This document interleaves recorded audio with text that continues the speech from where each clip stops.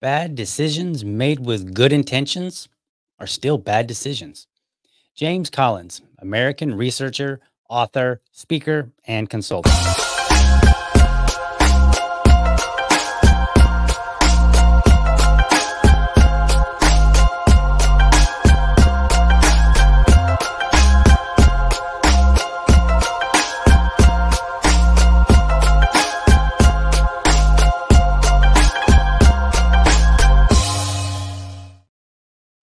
All right. Welcome to another morning episode of the Liberty Dad podcast, a discussion on politics and culture. And today, a little bit of Libertarian Party insider baseball. If you're tuning in live, I want to especially thank you for giving me your time so early. What am I doing today? Well, I might make some people angry, and that's just the way it goes. You might recall episode number 160 back in May of last year. It was titled Evaluating the CLC's 2023 State of the Libertarian Party report. I basically tore into it and said, hey, here are some problems with this report. It was a very lengthy report, but I tore into it and I exposed what I believe were significant problems with it. And before that, you might remember in episode 114, Liberty Dad versus the lie of libertarian white nationalism. Well, I dug into that. There was a podcast where a lot of accusations were made, and I dug in. I tore into it. I guess probably not even dug in. I tore into it and said, "Hey, here's all the problems." Well, it's time to dig in and criticize my peers once again. As usual, I will use the fewest names possible so that we can focus on the evidence at hand for the edification of us all. So, what happened? What are we talking about today? Back on June 16th, the Libertarian Party of Florida voted to send a resolution to the LNC requesting that they investigate the votes surrounding the Libertarian Party's nominee for president and vice president. The issue at hand, the largest issue, was some ineligible votes during the Libertarian Party convention back in May. The decision for this resolution relied heavily on a memo dated June 10th, sent to the LPF members just prior to that meeting.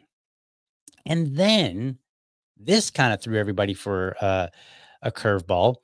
June 19th, the Rock Spring Law Group sent the LNC a letter urging them to, quote, address these concerns and ensure that the elections are lawfully conducted according to the party bylaws and the District of Columbia Code.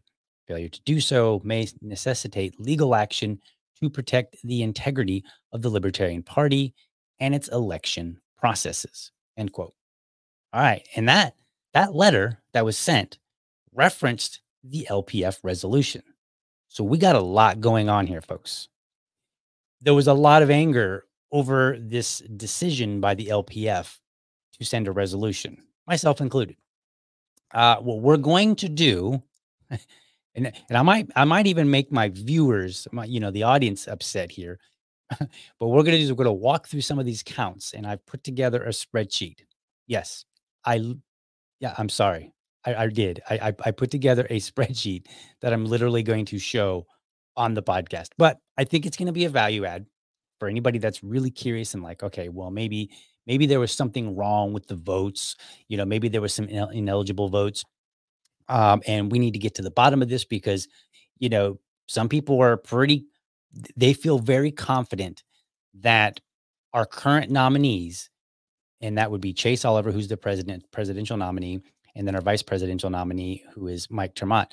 There are people that believe that the vote counts would show that they are not the legitimate nominees. And so we're going to try to put this to rest, at least mostly. We won't be able to put it to entirely to rest on this episode, but I think we'll satisfy quite a bit here. And with any luck, we will move people, not just in the Libertarian Party of Florida, the LPF, but other delegations to do better in the future. As always, Links to all the sources will be in the show notes. I was running behind this morning, so I don't have them already. So if you're watching live, they're not there for you to click on. Hopefully you're not trying to dig in at 7 in the morning. Anyway. All right. So this memo, we're gonna pull up this memo. We're gonna kind of walk through it. Now, if you're familiar with this situation, you probably already know who the writer of it was. We're gonna ignore that because we're gonna focus on the content. Really care so much about who wrote it, but we are gonna work on the content. So let me pull this up and we're going to just walk on through the memo, and then we're going to pull up some counts and we're going to show you some stuff. And then I think we're all going to be a little bit more knowledgeable on what we should be focusing on. So let's do it. Let's see here. All right. And there we are. Oops, that's not what I wanted. Chose the wrong one. How about that? Add me back into the photo here, or the screenshot here, whatever. All right, so we're looking at this memo, and I've got some things highlighted.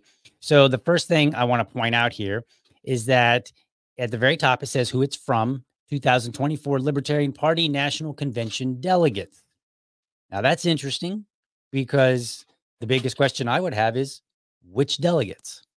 Okay, and this was reiterated in this second highlight here: Libertarian Party members that participated as voting delegates to the 2024 Libertarian Party National Convention have analyzed the public allegations and documents suggesting that a sufficient number of ineligible delegates participated in the selection of the Libertarian Party nominees for president and vice president, as well as officers of the LNC for vice chair and secretary. Okay, let's think about this for a second. Delegates, which ones? Hold on for a second here, folks.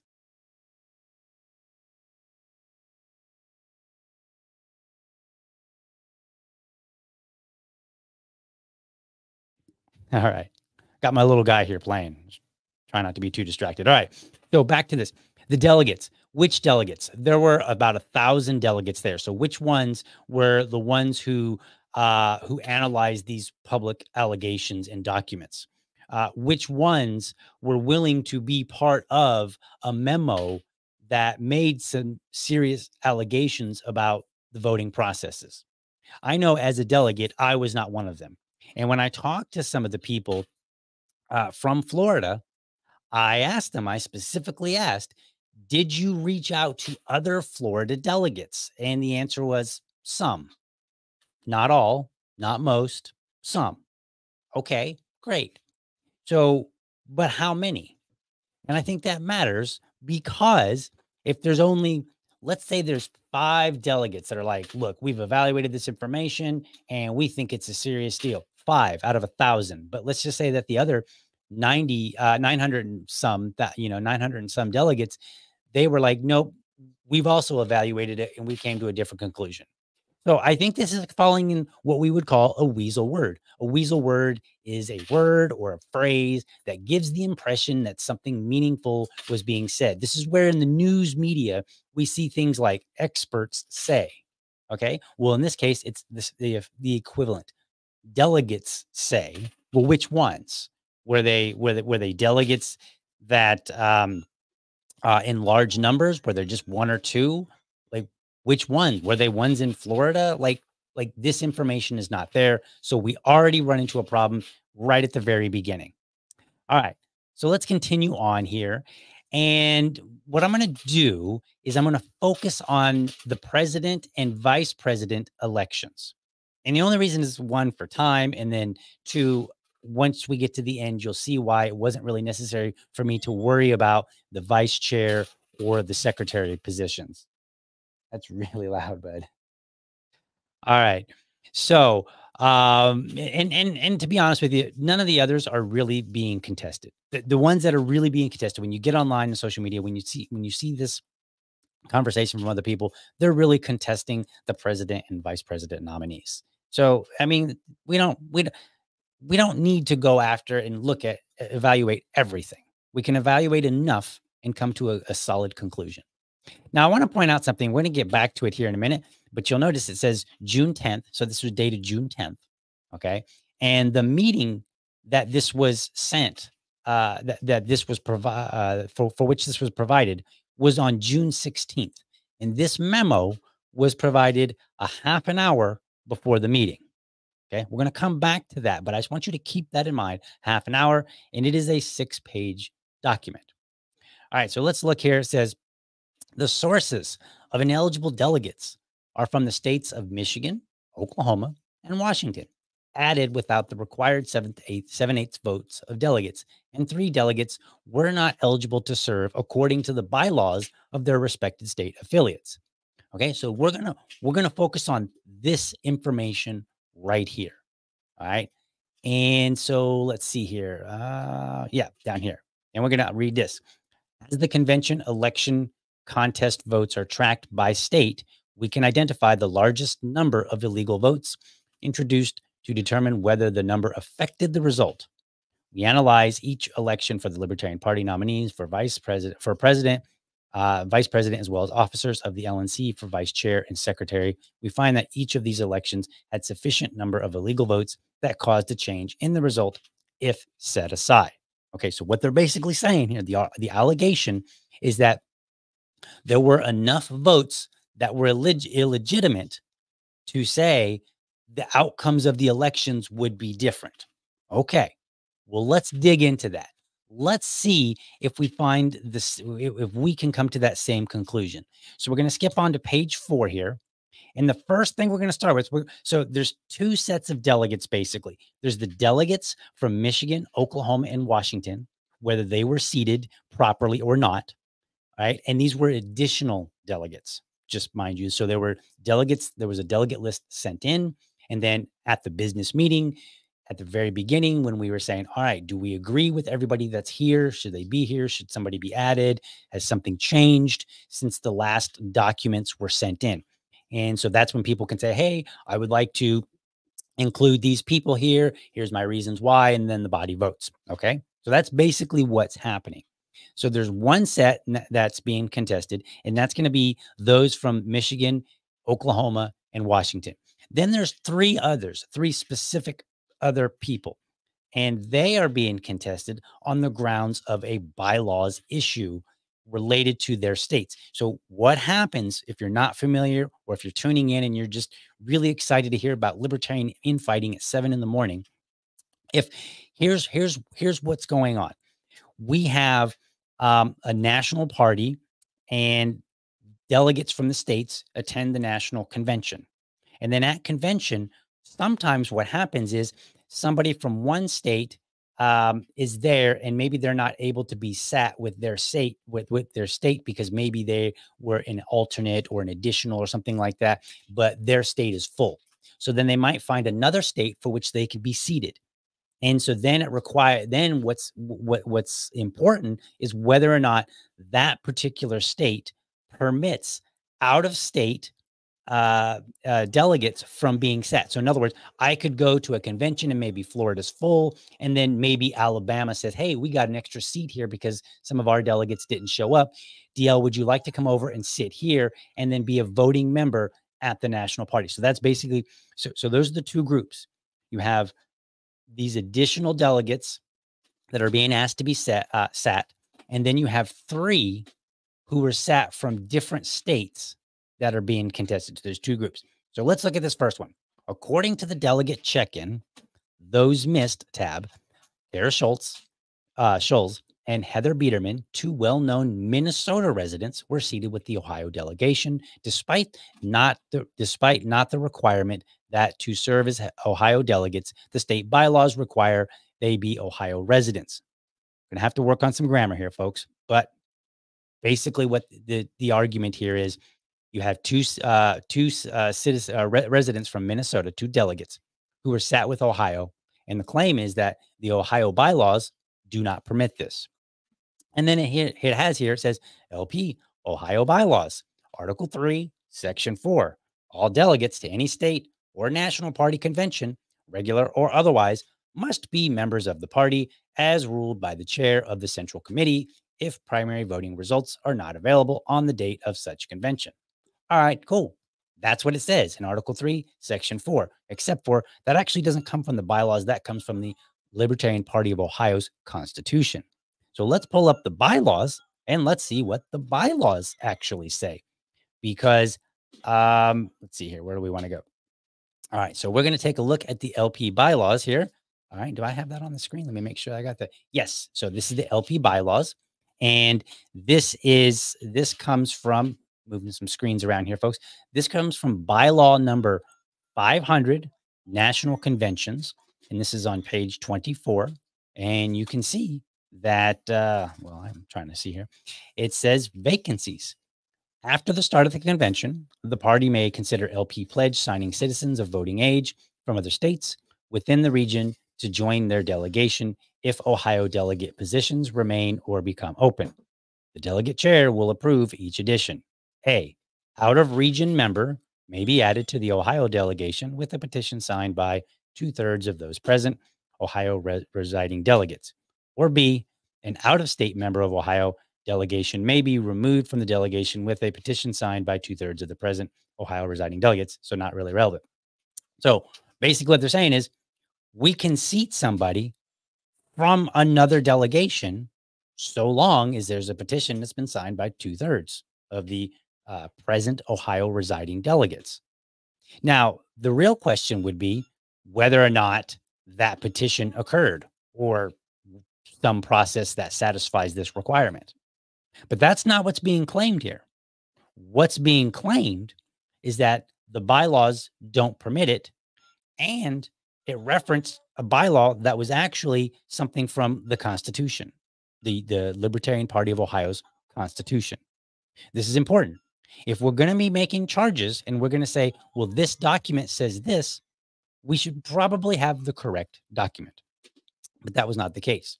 So from where I'm sitting, what it appears is that we have, and I'm going to switch some things around here. There we go. All right. So from what I can tell, this is no longer an issue. This has been satisfied. Those who were sat in Ohio were sat legitimately, unless somebody can provide evidence that, that there was no, I guess you can't really prove a negative, but unless somebody comes forward and says, look, there was no vote, there was no petition, the process wasn't followed, then and then only would this be an issue. But it's not an issue on the basis that the bylaws simply didn't allow it, because the bylaws do allow it. All right. So now we can move on. And that satisfies two of those. So now we can move on to this one. According to the delegate check-in those missed tab, Ariel Shack, despite not being a resident of Missouri, according to the state's bylaws, was sat with its delegation. Ms. Shack is a New Jersey resident. It is no consequence that she was seated after a vote by 7/8 of the delegates. All right, so let's take a look at the Missouri bylaws and see what the Missouri bylaws say. Maybe they tell us that somebody can or cannot. Pull that up here real quick. All right, so here we are. And I want to point out that the Missouri bylaw that was referenced was Article 1. Where did it go here? Give me just a second. It's Article 1, Section 1. And as you can see on the screen, we have that Article, I'm sorry, Article 13. I don't know why I said that. What did I say? Yes. Okay. I made a mistake. Article 13, Section 1. I apologize. I misread that. All right. So we look and we see this says exactly what the memo says. It says only those persons who qualify as general members or voting members of January 1st, the year of the National Convention, shall be eligible to apply to be a delegate. An application list shall be opened beginning with the call to order of the state convention in applicable years. But then we get down to 13.5, Section 5.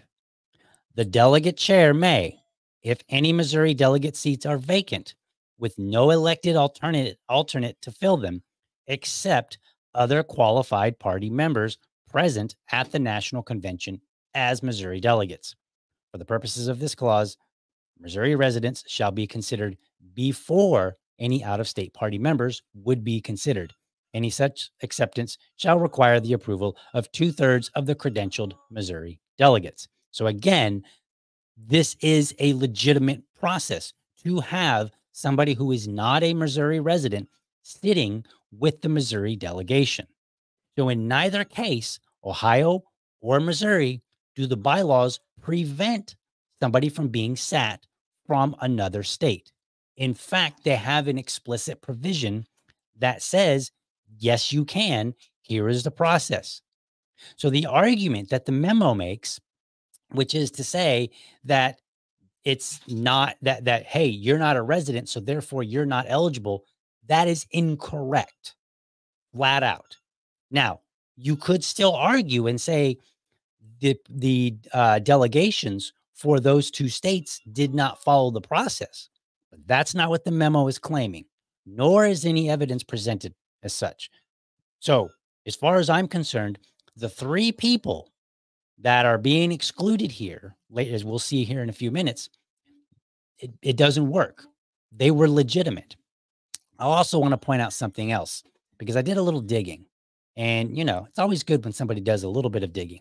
So if we look here, we can see in this tweet, let me pull this up here where I can see it. So in this tweet from Kara Scholes on at 11:48 a.m. on the 24th of May, she said, Drake is challenging me and other out of state or out of region delegates being seated by Ohio. This will be a vote by the Ohio delegates. Vote passes. Okay. So according to Kara Scholes, who was doing like one of those where you get on Twitter and you're just kind of doing a live tweeting or whatever of the events as they happen. According to her at the time, there was a vote on this particular matter for Ohio. So they at least followed some process. All right. So now let's look at the next screenshot that I have, which also comes from Kara Scholes. And she says, motion to remove Ariel Shack as an alternate from New Jersey and add as delegate to Missouri passed without objection. So again, there was a process that was followed. It's been documented.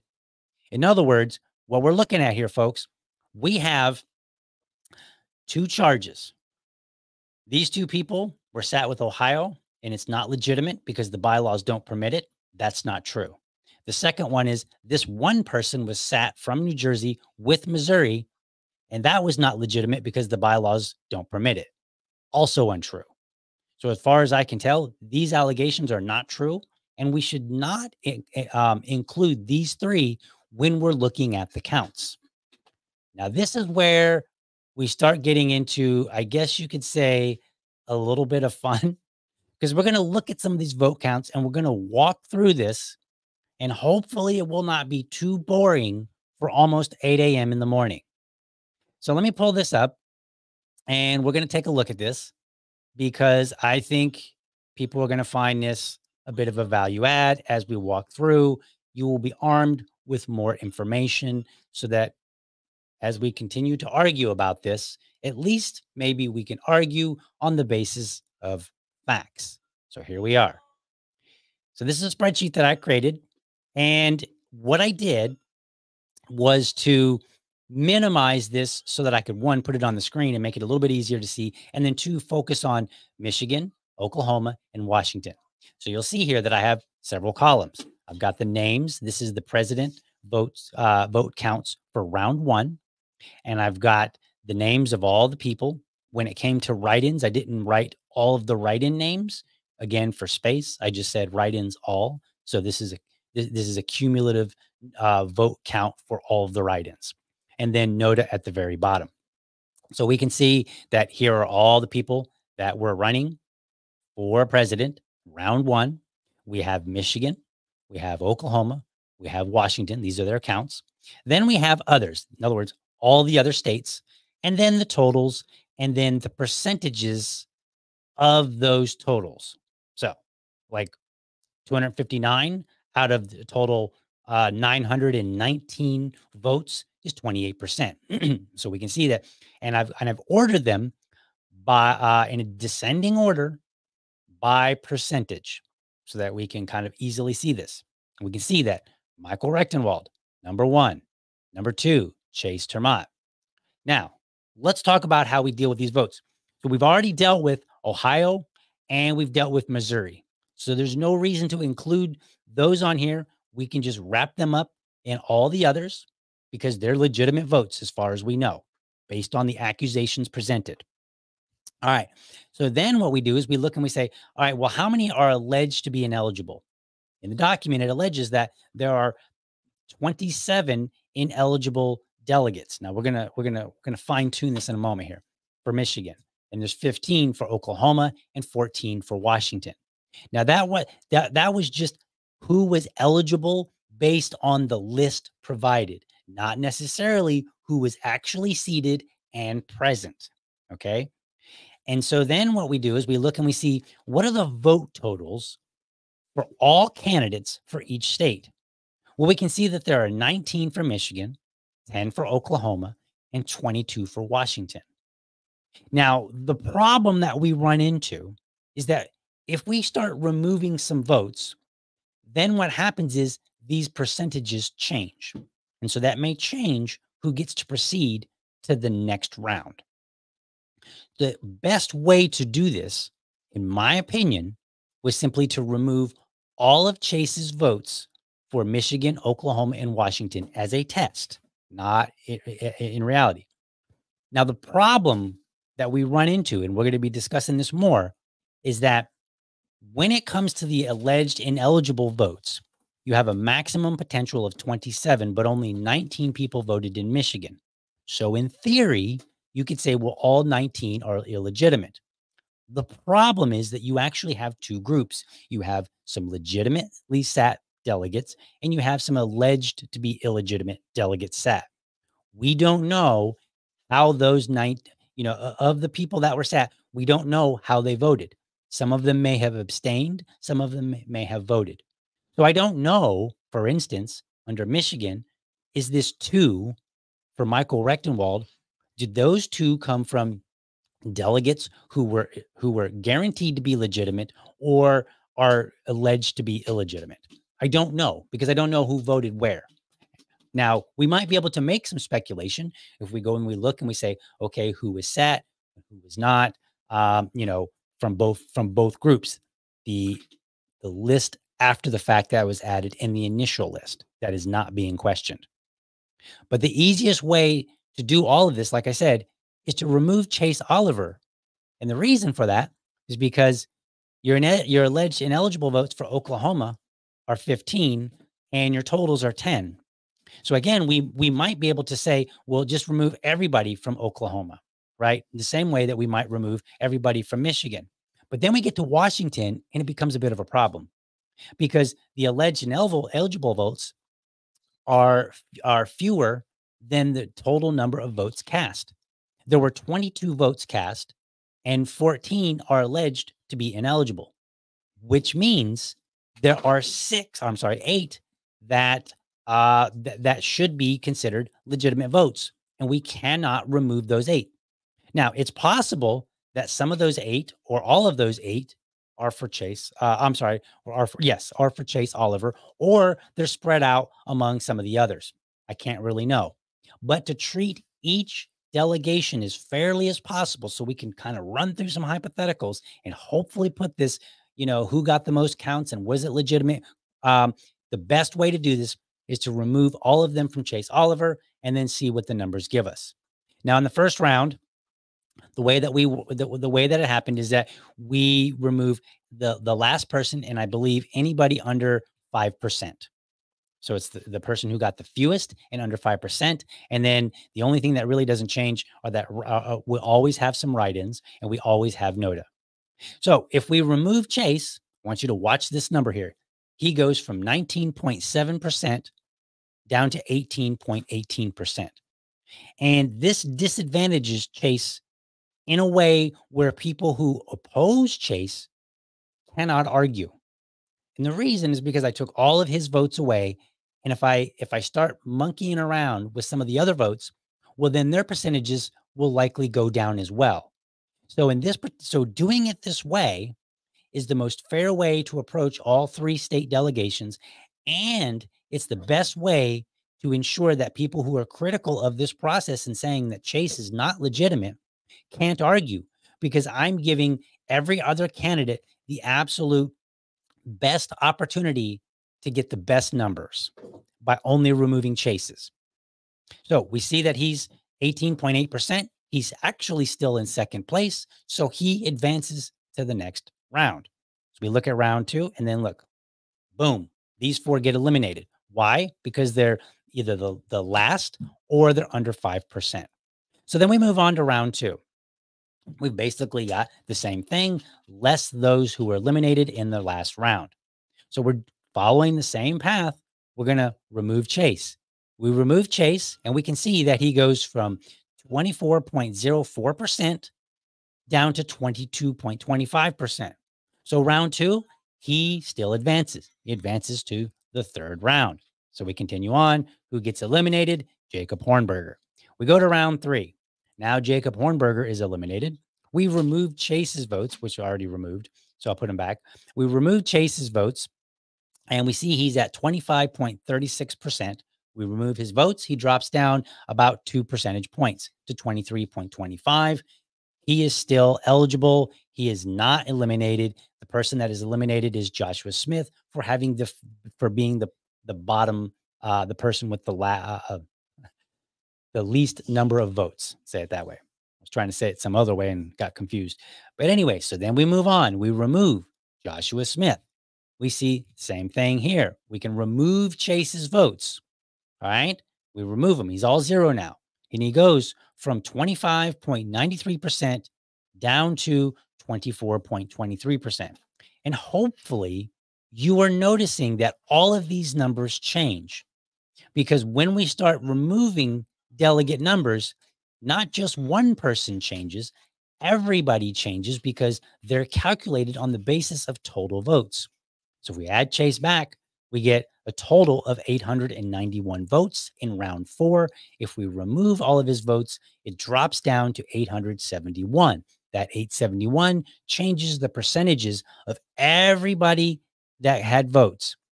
However, it doesn't change him substantially to the point where Chase is no longer eligible. Nope. He continues to round 5. Eliminated in round 4 is Lars Mapstead. Get to round 5. We look and we see we've got Michael Rechtenwald, Chase Oliver, Mike Termott. And then we have our write-ins and we have Noda. So if we remove Chase, who starts at 32.87%, he drops down to 30.31%. And we see that others change as well. So Michael Rechtenwald actually goes up when we remove Chase to 39.86. When we add him back in, he drops back down to 38%. And we see Mike Termott is up when he has when Chase is removed, but he's down if we add him back. But again, none of these are substantial enough, because it is Mike Termott who is eliminated in round 5. Then we look at round 6. Now we have Chase Oliver, Michael Rechtenwald, write-ins, and Noda. So this is when we start seeing that Noda is getting a little bit more momentum. In prior rounds, it was like 10 or fewer. So we see that Chase Oliver has 49.53% and Rechtenwald has 44.73%. So neither one of them actually meet the 50. I guess people say it is 50% plus 1, right? They have to get more than 50% of the vote in order to actually win. So just being the top in, among the remaining 2 is insufficient. They actually have to get over 50%. So we look here, we remove Chase, and let's see what happens. Where'd my mouse go? All right, we remove Chase, and it looks like he is still the number 1 candidate, 47.18%, and Michael Rechtenwald at 46. So we'll look at that. We'll add Chase back. Chase was at 49.53%. Michael Rechtenwald was at 44.73%. We remove Chase. Chase goes down to 47.18%. Michael Rechtenwald goes up 46.81%, but he's still lower than Chase. So even if we take out all of Chase's votes for Michigan, Oklahoma, and Washington, it is not until round 6 that we, at no point does he not advance to the next round. And so the person that gets eliminated is Michael Rechtenwald. And so then we can look and we can see that in round 7, and I guess I kind of covered that up a little bit, but in round 7, we see that Chase Oliver wins the vote with 60.61% of the votes, 497 votes, whereas 300 people voted NOTA. This is where we have the biggest increase in NOTA votes. All right. So we've put to rest whether or not Chase is the legitimate candidate. Chase is, in fact, the legitimate candidate. Now, there is a possibility where he may not be. We'll address that here in just a moment. But based on counts, Chase is the legitimate presidential candidate or nominee for the Libertarian Party, period. We've evaluated Ohio and Missouri. Their bylaws permit it. It appears a vote was taken. So as far as we can tell, everything appears to be on board. If there's an argument to be made that it wasn't, well, then somebody needs to present some evidence. But the evidence presented here in this memo was not that.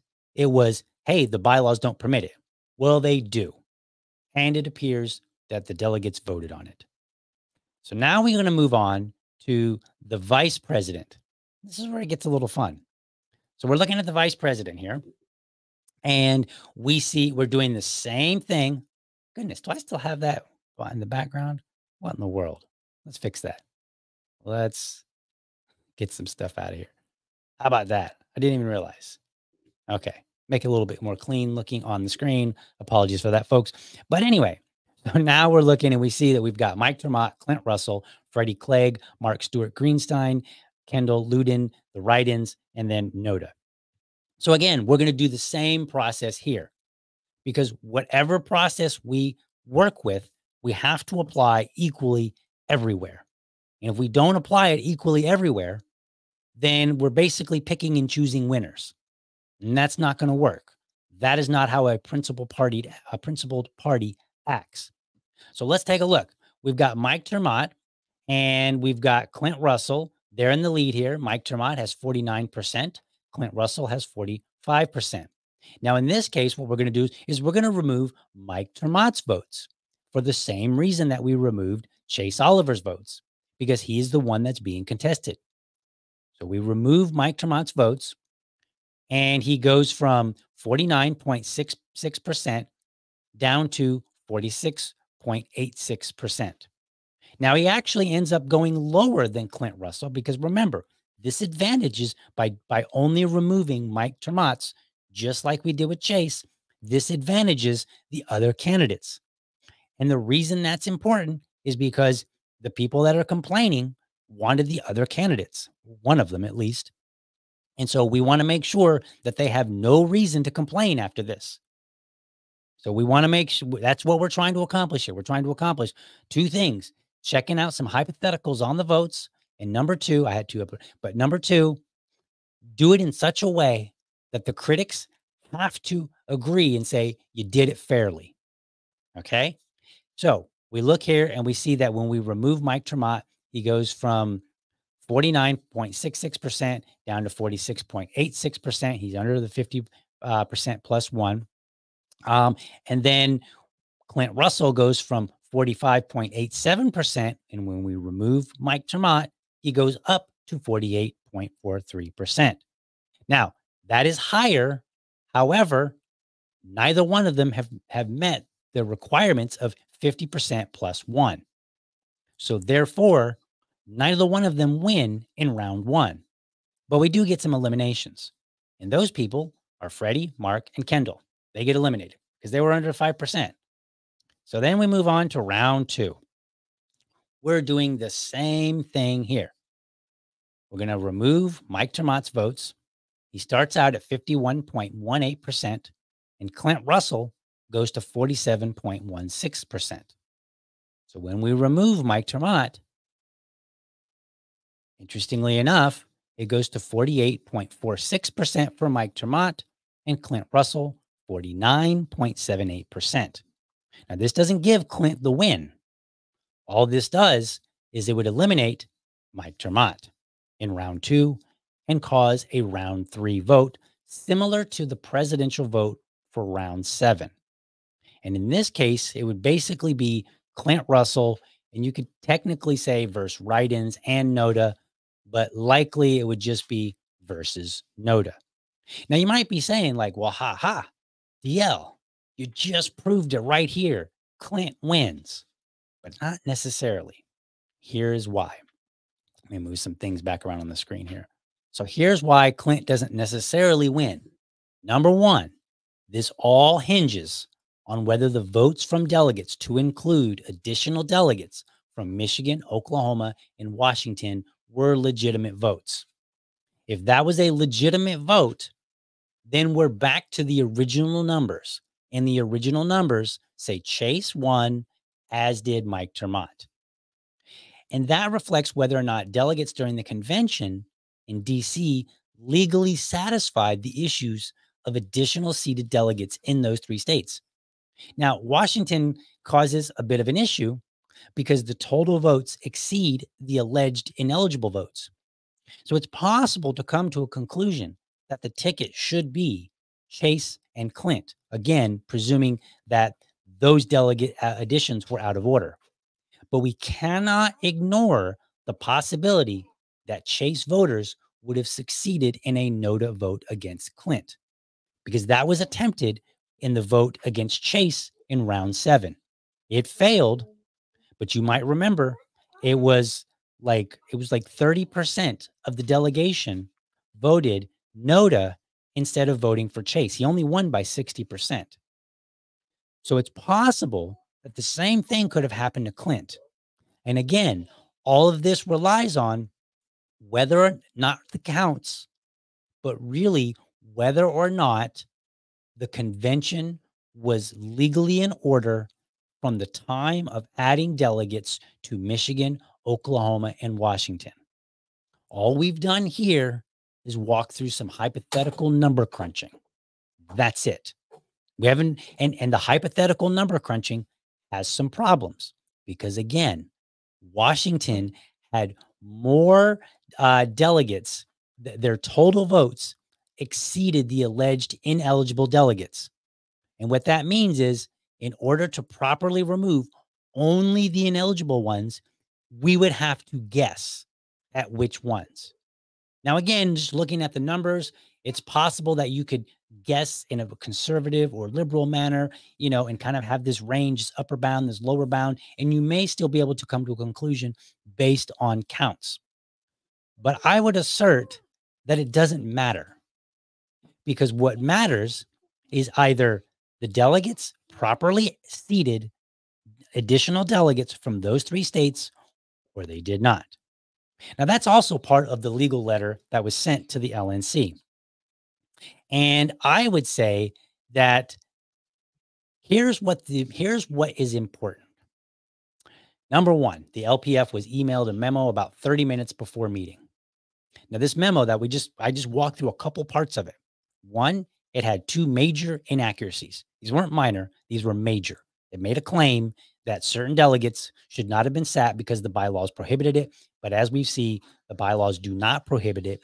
And as we saw, there is a record that a vote was had specifically to seat those three delegates. So on that front, the memo was wrong.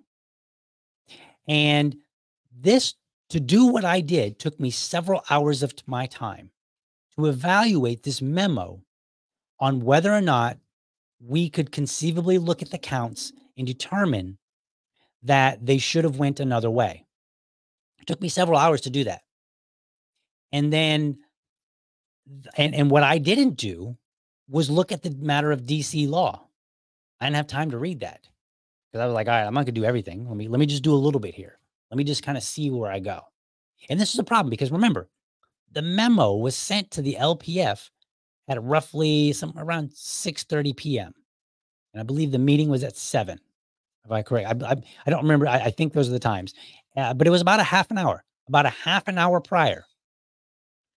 And so in a half an hour, the LPF executive committee was supposed to take a 6-page document and do what I did in 30 minutes, what I did in several hours. And I didn't even cover the entirety of the memo. I didn't get into any of the DC law issues on whether or not the DC law, whether or not the delegates the national delegates, all state delegates, satisfied DC law in the process in which they included delegates from Michigan, Oklahoma, and Washington. So if not, though, here's the catch. If they did not satisfy that, this is not an issue with the president, the vice president, the vice chair, and the secretary, as the memo states. If they did not satisfy those requirements at the beginning of properly seated delegates, because we cannot know which votes to take from where, then that would mean all of them, every vote is invalidated. Not just the ones that you don't like, all of them, including the ones that you may have voted for. So I think the big problem here is, well, let's back up. If the LPF EC, the executive committee members believe that's the case, but they could not have, but that's fine. That's fine if they believe that. But they could not have ascertained this information in a mere 30 minutes. And then additionally, I want to point this out because I'm kind of going at my own peeps here, and hopefully they're not going to be too angry with me, but I've done it to others, and we're going to spread the love around here because we want things to be done correctly and properly. So in that meeting, they voted to change the agenda at the last minute and include this memo and then have a discussion on a resolution. They also included 4 new executive committee members at the same time. Now remember, this memo was sent 30 minutes ahead of the meeting. And then during the meeting, 4 members who all voted yes were added. They all voted yes on the resolution. Had they not voted yes, the motion would have failed. In other words, the question here is, how did they have this information? If they were newly added during the meeting, then they weren't involved in any of the emails, presumably, prior to the meeting. That email with the memo 30 minutes prior to the meeting went to executive committee members, not potential executive committee members, at least not that I'm aware of. So we might question and say, well, not only did the existing members, not only did they not have time, but it's arguable that at least 3 of the 4 new members could not have even had a copy of the memo. Now, as to the fourth one is a sitting member for the LNC and had expressed during the meeting that they had already been reviewing this kind of information anyway, by virtue of being on the LNC. So of those 4, 1 may have already been familiar with some of this information, which is interesting because remember the date stamp that I talked about a moment ago? Well, the memo was dated June 10th. But curiously, it was only provided to the LPF EC, the executive committee, on the 16th at the last minute before the meeting. 6 days. It took 6 days. Why was it dated on the 10th, but only delivered at the last minute 6 days later? Kind of odd situation. But then if you think about it, the Rock Spring Law Group, their letter to the LNC, which included a reference and even their own corrections to the LPF resolution and the memo, that was dated on June 19th, 3 days after the LPF meeting. That's interesting. Now, I cannot say for certain, but it would seem that the Rock Spring Law Group had access to the memo prior, and that the urgency regarding adding this memo and this resolution to the agenda during the LPF meeting was more about getting it included with Rock Spring's letter to the LNC than it was anything else. At least if we're looking and speculating based on the timeline. So again, that timeline, June 10th, memo dated. June 16th, that memo finally delivered to the LPF at the last minute. And they were told, this is a matter of urgency. We need to address this. Okay, they did. They voted to modify their agenda and add it to the agenda for the evening. And then they voted to add 4 more members to the EC. These were people that were being added to the executive committee as I was going to say as region reps, and 3 of them couldn't possibly have received this email, at least by virtue of the proper process, because the person who sent the memo sent it to the executive committee, and these 4 members weren't on the executive committee at that time. However, one was on the LNC, and so therefore might have already been familiar with this information, as they had said during the meeting. So your timeline is June 10th, June 16th, and then 3 days later, Rock Spring Law Group sends its own, I think it was 5 or 6 page letter to the LNC. They evaluated all of this information, and they evaluated the memo and the resolution from Florida. They included their own corrections to both Florida resolution and the memo, and they did this in 3 days. Seems a bit suspicious to me.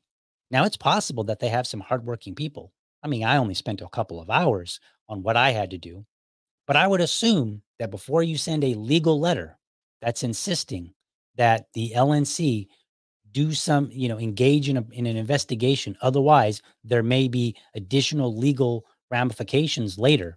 I assume that you're going to spend more than a couple of hours that a podcaster did just to figure out whether or not the vote totals were correct. But again, it's still possible to do it all in 3 days, but it does seem a bit suspicious, especially when we think about the urgency that was insisted upon to add it to the meeting. Because here's what would have happened. Had they not added it to the agenda on June 16th, that means Florida, who meets on the 3rd Sunday of every month, their executive committee, they would not have met until the 21st of July. In other words, if the intent was to get that included in the legal letter that was sent to the LNC, then it had to be done on the 16th, because otherwise it would have been way too late. Now, it's speculation on my part. I don't know. And it's possible, when you look at the times, that everything was done within those time frames. We still have an issue of why this document was dated June 10th and not delivered until June 16th, especially if it was so important. Presumably, the author of the document, which many people already know, the author of the document, when they dated it June 10th, they felt it was just as important on June 10th as they did on June 16th.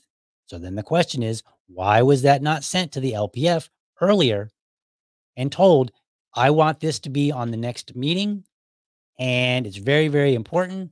Here you go. You have 6 days to dig into this and figure out whether or not this is something we should pursue. In my opinion, the LPF had no business doing 2 things. Number 1, adding the memo to the agenda. They should have looked and said, this is 6 pages long. It requires us evaluating bylaws from different states. It requires us evaluating code, municipal code from DC. We have to go back and we have to look at the convention notes and information to determine how were motions structured. What did they say? Did they satisfy the law? Then we might have to look at counts and see if there's any reason that the counts would have been altered. Because even if, let's just say that we looked at the counts and the counts had led to a sweeping win for Chase and Mike Termott. Let's just assume that for a moment.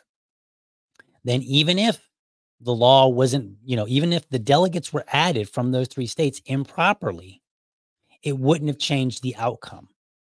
And it would make all of this completely unnecessary. But again, the Libertarian Party of Florida, those members would not have known this in 30 minutes. There's absolutely no way they would have known it in 30 minutes. So from my perspective, they should have never added it to the agenda. Then, after they added it to the agenda, the motion should have failed. And both of those for the same reason. We simply don't have the time to dig into this and see if it's accurate, because what we are being asked to do is to pass a resolution asking the LNC to investigate the process. Now, we're not going to get into the motivations of anybody. I can't speak to that. We can only speak to what we know based on the information that we have. And one of the things that I think is very important is that when somebody is making a vote, that they make it as informed as possible. And if they cannot make an informed vote to say, yes, we should add this thing to the agenda, yes, we should pass this resolution, if they cannot make an informed vote because the information was too deep and the time that it was that they were given to evaluate it was too little, then their only option is to vote no. Not abstain, vote no. So let me make this very, very clear. Anybody that voted yes should probably be embarrassed. Anybody that voted no, hold your head up high. And anybody that voted to, or anybody that abstained from voting, well, you should be embarrassed too, but not nearly as much. An abstain doesn't really, it means like, it's like you weren't there. Okay. Not a yes, it's not a no, but the fact that you abstained from it would be a problem. But it's not as nearly as big of a problem as those who explicitly voted yes. Because at least the person voting no, or who abstained from voting, and I don't remember the exact numbers. There was at least one, and I've criticized this person in person. I've told him you shouldn't have abstained. But even still, that is not nearly as that an abstain does not get a motion to pass. A yes vote gets a motion to pass. So I think they should be held accountable and they should be embarrassed. They should be embarrassed for doing exactly what we criticize our lawmakers on a regular basis for.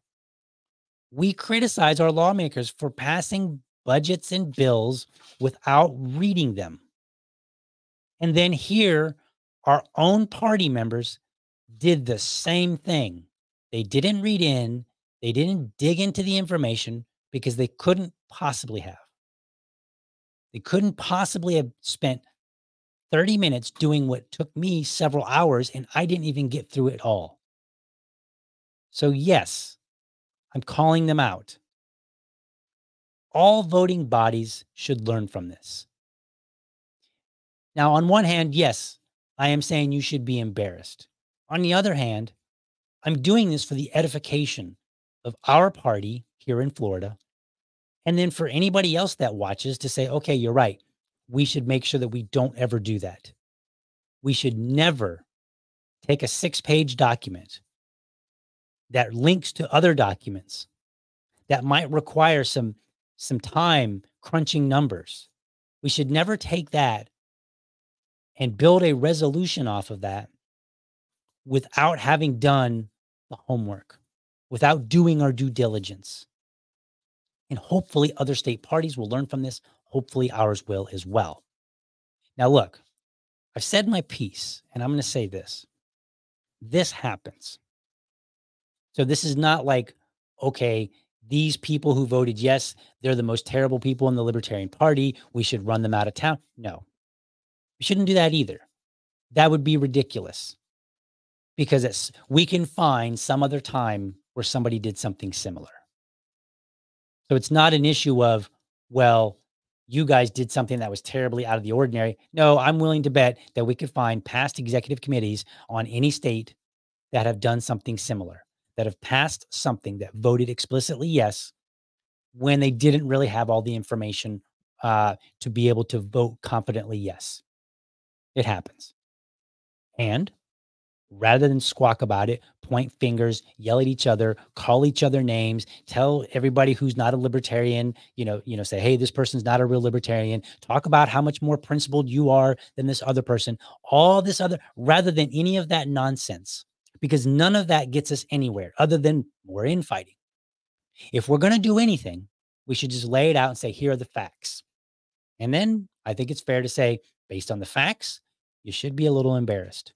But it's also fair to say there's no reason to sit there and just continually rub somebody's nose in it. We should be presenting stuff so that we get better. Because the next time around, the next vote, what we want is we want people to say, you know what? I'm not ready to vote on that yet because I need more time, and shame on you for giving this to me at the last minute and expecting me to make a vote on something, especially when I'm looking here and I see that you dated this 6 days prior. So you could have given me 6 days, but instead you gave me 30 minutes. No, I'm not adding it to the agenda. No, I'm not voting in favor of this. Explicitly, no. Because if we're going to be the party of principle, then we should act like it. And we should be very tough when it comes to getting a yes vote, in the same way that we are on our elected officials. People who watch this show know that I regularly do bill reviews, and I'm extremely critical of them. Of, say, I don't know, like some 50 bill reviews that I've done where I've just, as a layperson, read through the bill, said, do I believe this bill is going to accomplish what it says it's going to? Do I believe this bill is a good bill to pass? I have personally supported and would personally have voted in favor of about 3. That's how critical I am for bills that go to Congress or the Florida state or even my own local community and city council. That's how I treat those bills. I'm tough. And if you want my support, I'm going to be tough. And I want that information timely. I want it to make sense. I want it to be accurate. If I look in there and I see like this memo, let's just point this out real quick. The memo was incorrect on the bylaws for Missouri and Ohio. So how can I trust that it got it right on DC law? Anybody think of that one? I heard the LPF executive meeting. I don't think anybody brought that up. Why? Because they were given 30 minutes to evaluate instead of maybe 6 days like they could have. We need to be tough on ourselves, not because we want to fight each other, not because we want to, get one on somebody, but because we want the party to be better. Because when we go and talk to Democrats and Republicans, we want to say, this is how we do things. And if you voted for our candidates, this is what you can expect. But from this one vote, an outsider were to look at this and evaluate it, they might think, well, if they're that sloppy, what are their candidates like? Maybe their candidates are equally sloppy. Maybe their candidates are going to be just like Democrat and Republican candidates, and they won't read the bills either. They'll just vote based on what they think they know about the topic, rather than sitting down and saying, I'm not voting yes until I know for sure and I've had time to evaluate the information. So that's my show, folks. I hope that we can all learn from this. And again, I'm going to repeat it one more time because I believe it's very important. This show was done earnestly with the intent to edify the body. Now, I did come with a little bit of shaming because I think it was important and appropriate. And just like I did in past groups, right? When I did the CLC's report on the Libertarian Party, when I addressed claims about white nationalism, I was tough. And I said, hey, you guys should be embarrassed for this. And I'm saying it now. Should be embarrassed. But again, it's not just so that I can pop my collar and walk around proudly. It's so that I can say, I hope that what I did will improve people going forward. That includes the next votes. And that includes what should the Libertarian Party of Florida even do about this? Because there's a lot of angry people right now. And maybe they consider this and they realize it and they say, you know what? We need to show our own Florida delegates, our own members, that we're open to being corrected and we want to do the right thing. So hopefully, going forward, they will find whatever action is necessary to right this wrong. because in my opinion, it should have never been sent. It should have never been added to the agenda, and it should have never been voted yes. But again, we're not here to just rub their nose in the dirt. We're here to say, look, here are the facts. Let's do better, all of us. Because someday, maybe I'll be voting, and I might need to remind myself, hey, you know what? They brought me this information, and I haven't had a chance to evaluate it. I better evaluate it before I go ahead and give a yes vote. Right? This applies to all of us. So don't be getting big-headed on me. That's not what this show is about. If you're not edifying the body, you're probably causing dissent and problems. And it needs to stop. And you know who you are out there. Hopefully nobody in my audience, but it could be. I know some people who would use this info and say, aha, look, DL's coming out against them. And they will be wrong. And you should call them out. And you should tell them. DL explicitly said, that's not the purpose of this show. The purpose, since all this information's already out there, people are already having a conversation, was to say, all right, let's address the facts. Let's talk about them. And let's own up to it. Don't do, like I tell my son, don't do stuff that you're not willing to, own up to. Always be willing to own up to your decisions and then do better. And I think we'll be fine. The party will be fine. People make mistakes. We hold ourselves accountable. We do better. And we work as a team. We win as a team. We lose as a team. End of story. But for the purpose of this show, Chase and Mike, as far as I'm concerned, they are the legitimate candidates. So instead of doing all this stuff, maybe we can focus on supporting them. Or if you're unwilling to support them, maybe we can talk about things that, I don't know, the government's doing. They got plenty of bills that I should be evaluating instead of this. All right, folks. Thank you for watching. I hope you enjoyed this episode and found it informative and inspiring. Inspiring to do the right thing. Inspiring to hold people accountable in a meaningful way. Be sure to catch me Monday through Friday, 7 a.m. Eastern for an informed discussion on politics and culture. Make sure that you are subscribed to my YouTube channel, or if you prefer, my Rumble channel. You can go to youtube.libertydad.com or rumble.libertydad.com. While you're there, let me know how I'm doing by leaving me a comment. It's a bit late, so I'm not going to address any of the comments today. Apologize, folks. I appreciate your patience. Last but not least, remember, if you're a champion of liberty, your business is people and your product is liberty. I want you to have a great week. Catch you next time. But for now, I'm out.